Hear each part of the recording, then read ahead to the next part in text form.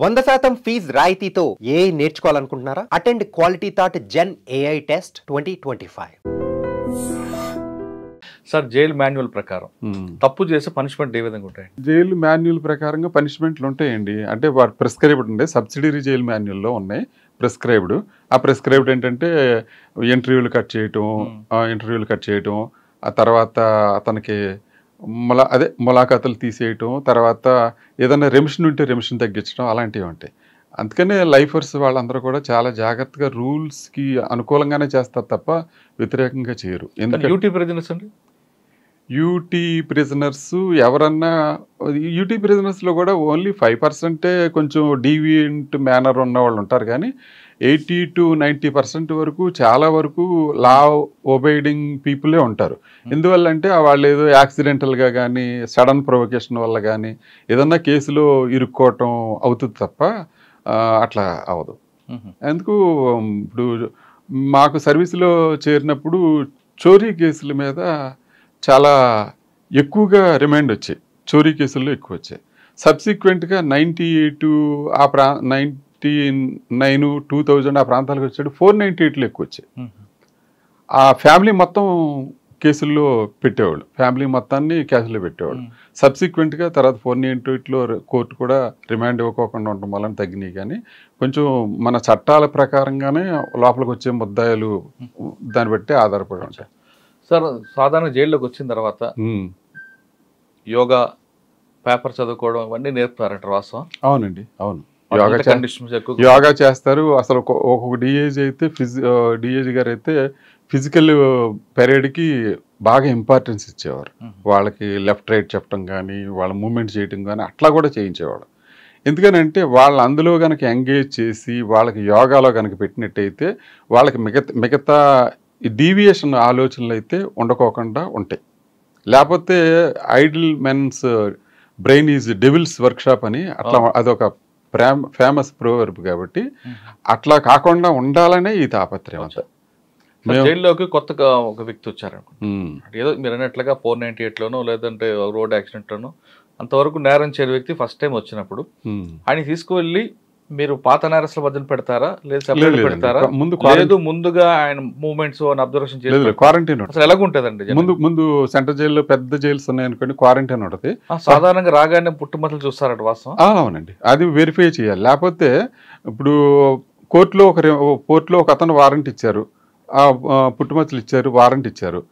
అతను కోర్టు నుంచి మన జైలుకి వచ్చేటప్పుడు ముద్దాయి మారిపోతే, కోర్టు నుంచి మన జైలుకి వచ్చేటప్పుడు ముద్దాయి మారిపోతే వేరేవాడు ఎవరో జైలుకి వచ్చేస్తే, అందుకని మనం అన్నీ వెరిఫై చేయాలి. సాధారణంగా డీప్గా చెప్పండి సార్, ఖైదీ లోపలికి అడ్మిన్ బ్లాక్లోకి తీసుకొచ్చిన తర్వాత ఆయన వెరిఫికేషన్ ఎలాగుంటుంది, ఏ బ్లాక్కి ఎలా కేటాయిస్తారండి? లేదు, అతను మామూలుగా మేము 2-3 మాటలు అతనితో మాట్లాడేటప్పటికి మాకు కొంచెం అర్థం అవుతుంది. మామూలుగా మాకు సైకాలజీ, క్రిమినాలజీ మీద కూడా సబ్జెక్టులు ఉన్నాయి. తమిళనాడు వెల్లూరులో అందరూ ట్రైన్ అయ్యి ఉంటారు. దాని మీద ఒక ముద్దాయితో మాట్లాడితే ఆ ముద్దాయి ఎట్లాంటి వాడు, వీటి వల్ల ఏం భయం ప్రాబ్లమ్స్ ఉంటాయి అన్నీ మీకు ఎగ్జాంపుల్ చెప్తాను. ఎవరన్నా ఒక అతను భార్యని చంపేసి జైలు కనుక వచ్చాడు అనుకోండి ఉదాహరణకి, మీకు తెలియని విషయం మా అందరికీ అర్థమయ్యేది ఏంటంటే అతని దగ్గర మాకు సూసైడల్ టెండెన్సీ ఉంటుంది. తప్పు చేశారని సూసైడల్ టెండెన్సీ ఉంటుంది. కాబట్టి భార్యని చంపి కనుక జైలుకి వచ్చినట్టయితే మేము అలర్ట్ అయిపోవాలి, సావధానం అయిపోయి అతని మూమెంట్స్ మీద అతనికి వేరే ఒక అతన్ని అప్పచెప్పి అరే కొంచెం ఆయన జాగ్రత్తగా చూసుకోరా, బాత్రూమ్కి వెళ్ళేటప్పుడు ఏం చూసుకోవాలి, లేకపోతే జైల్లోనే సూసైడ్ చేసి చచ్చిపోతాడు. నేను గుడివాడ జైల్లో ఉండగా ఒక అతను ఇలాగే రిమాండ్కి వచ్చాడు. రిమాండ్కి వస్తే నేను మామూలుగా మాకు తెలిసిన విద్య కాబట్టి నేను ఇట్లాగే చేశాను. ఆ జైల్లో ఉన్నంతకాలం పొద్దున్న నైటు లేట్ అయింది బెయిలు. మర్నాడు ఉదయం పొద్దున్నే 6:30కే నేను రిలీజ్ చేశాను. 9:30-10 పురుగుమంది దాకా చచ్చిపోయాడు. ఎక్కడ? బయట. వాళ్ళు ఊరు వెళ్ళిపోయి గడ్డిమేడి దగ్గర పురుగుమంది దాకా చచ్చిపోయాడు. అంటే తప్పు చేశారని చూశారు. అంటే ఏంటంటే మేము అలర్ట్గా లేకపోతే ఎంత ప్రమాదకరమైన పరిస్థితుల్లో మా ఉద్యోగం ఉంటుంది అన్నదానికి ఇది పెద్ద ఉదాహరణ. అంటే భార్యని చంపిన వాళ్ళు మాత్రం ఎందుకండి? అది వీళ్ళకి ఆ సడన్ ప్రొవొకేషన్లో ఆ భార్య వేరే వాళ్ళతో ఉండటం వల్ల ఏదో అట్లా చూసి ఇతను సడన్గా అయిపోయి చేసేస్తాడు తప్ప తర్వాత ఇతను మెమరీస్కి అన్నీ గుర్తొస్తాయి. ఆ ఆవిడతో ఇతను గడిపిన మధుర క్షణాలు కానీ ఆ భార్య ఇతని పట్ల తీసుకున్న కేరు గుర్తొచ్చి కానీ ఇట్లాంటి అవకాశాలు అయితే ఎక్కువ ఉంటాయి. ఇప్పుడు కూడా జైల్లో ఎప్పుడన్నా మీరు రేరుగా ఎవరన్నా సూసైడ్ చేసుకుంటే చాలా వరకు వీళ్ళే ఉంటారు, ఈ రీజన్తో ఉన్నవాళ్ళు ఉంటారు. సార్ అదే విధంగా దొంగతనం చేసిన వాళ్ళు కానీ, రేప్ కేసులో వచ్చిన వాళ్ళు కానీ, చిన్నపిల్లల్ని హత్య చేసిన వాళ్ళు వచ్చిన వాళ్ళ ఫీలింగ్స్ ఎలా ఉంటాయి? వాళ్ళ ఫీలింగ్స్ చాలా వరకు రొటీను క్రిమినల్స్, రొటీను అయిన వాళ్ళు అయితే వాళ్ళంత అఫెండ్ అవ్వరు. మామూలుగా కొత్తగా వచ్చిన వాళ్ళు మట్టుకి చాలా భయపడతారు. సార్ ఫస్ట్ మీరు అన్నట్లుగానే పుట్టుపచ్చలు అన్ని వెరిఫై చేసిన తర్వాత అడ్మిన్ బ్లాక్ పంపిస్తారా, లేదు హ్యాబిచువల్ అఫెండర్ ఎక్కడ ఉందో ఆ బ్లాకే లేదు, అట్లా పంపించరండి. అట్లా హ్యాబిచువల్ అఫెండర్ పంపించరు. మామూలుగా వాడిని అడ్మిషన్ తీసుకున్న తర్వాత చూస్తాం ఆ కేసుని బట్టి, ప్లస్ కేసు ఎలా ఉంది, తర్వాత అతను మాట్లాడిన తర్వాత మేము కొంచెం గ్రహిస్తాం కదా, గ్రహించిన దాన్ని బట్టి క్వారంటైన్ పంపిస్తాం, అబ్జర్వేషన్లు పెడతాం. ఎందుకనంటే అతని దగ్గర కూడా ఏదైనా ఇన్ఫెక్షన్స్ డిసీజ్ ఉంటే మొత్తం జైలు అంతా వచ్చేస్తుంది. అవును, అది కూడా ఉంటుంది కదా, ఆ కేర్ కూడా తీసుకోవాలి, హైజీనిక్ కూడా ఉండాలి కదా, అందుకని ఆ కేర్ కూడా తీసుకోవాలి కాబట్టి మేము అట్లాగే చేస్తాం. కానీ కొంతమంది జైలుకి వచ్చిన తర్వాత చనిపోతుంటారండి, కారణం ఏమంటారు? మామూలుగా కొంతమంది బయట బాగా డ్రింక్ అలవాటు ఉంటుంది. ఉదాహరణ, బయట బాగా డ్రింక్ అలవాటు ఉంటుంది, అయాచితంగా డబ్బు వచ్చేస్తే ఉదయం నుంచి సాయంత్రం దాకా బ్రేక్ఫాస్ట్, లంచ్, డిన్నర్ కూడా అంతా మందు మీద జరుగుద్ది. సడన్ గా జైలుకి వస్తాడు, మందు దొరకదు, ఏం జరుగుద్ది అప్పుడు? అప్పుడు మీరు ఒకసారి మంగళగిరిలో ఉండగా డాక్టర్ గారిని అడిగా, ఏంటండి ఈ పరిస్థితి వచ్చినప్పుడేమో చక్కగా సరదా బుల్లులా ఉన్నాడు, ఇప్పుడు ఏంటి ఎలాగ అయిపోయాడంటే అదేం లేదండి, ఆడి బాడీ ఆల్కహాల్కి ఎడిక్ట్ అయిపోయింది.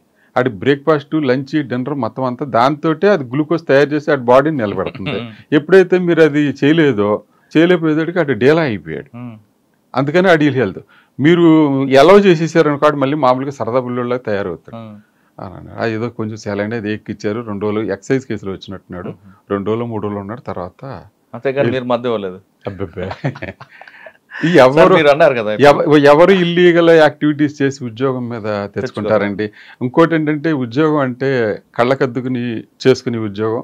మేము ఖాళీగా రోడ్డు మీద తిరిగి రోజుల్లో ఎంతో కష్టపడి స్టార్ టెస్ట్ పాస్ అయ్యి ఇంటర్వ్యూ ఫేస్ చేసి ఇన్ని మార్గాలు ఎత్తుక్కున్న తర్వాత మమ్మల్ని సెలెక్ట్ చేసుకుని వచ్చిన తర్వాత అది పోగొట్టుకోవడానికి ఎవరు ఇష్టపడతారు చెప్పండి?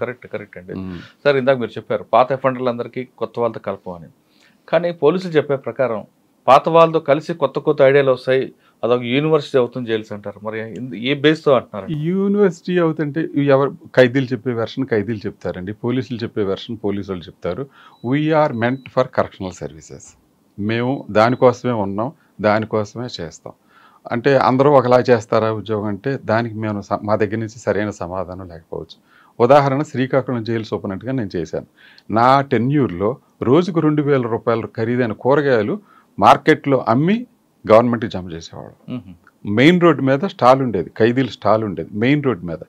ధర్మాన ప్రసాదరావు గారు ఆయన వచ్చి కాయగూరలు కొనుక్కెళ్ళి అక్కడ నుంచి ఆయన రోడ్డు మీదకి వచ్చి ఎవరు ఇక్కడ పెట్టాడు కోర్టు అంటే ఖైదీల డ్రెస్సు, బయటేమో జిల్లా జైలు శ్రీకాకుళం బోర్డు కనపడేది. ఏంటి జైలు కూరగాయలు కూడా అమ్ముతారని ఆశ్చర్యంగా చూసాడు. మేము ఉండగా అదే పెట్టాం. ఆయన రోడ్డు అవతలే కదా, రోడ్డు అవతల మెయిన్ రోడ్డు మీద పెట్టాం స్టాలు.